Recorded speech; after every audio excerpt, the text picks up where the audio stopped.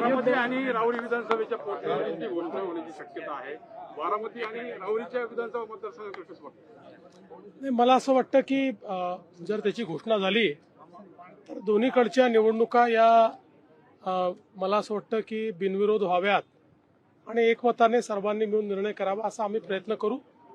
पण आमच्यावर निवडणूक लादली गेली तर आम्ही निवडणूक लढायला देखील तयार राहू. शासनाचे निर्देश असतानाही मुंबईच्या महापौर जे आहेत त्यांच्या गाडीवरती लाल दिवा असल्याचं समोर आलेलं आहे. राज्य शासन या संदर्भात चौकशी करणार. नाही, मला असं वाटतं मी त्याची माहिती घेतली. लाल दिवा गाडीवर वगैरे नव्हता, पण बॉनेटच्या ठिकाणी त्या ठिकाणी लाल दिवा होता. त्याच्यात काही महापौरांचा दोष नाही आहे.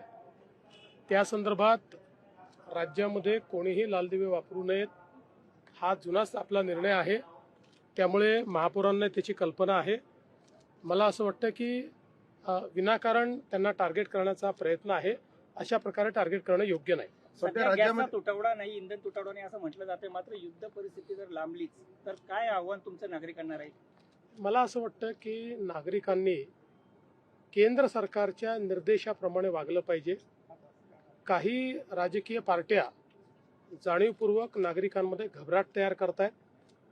त्याच्यामुळे पॅनिक सिच्युएशन होऊन असलेली चांगली परिस्थिती खराब होण्याची संभावना तयार होते.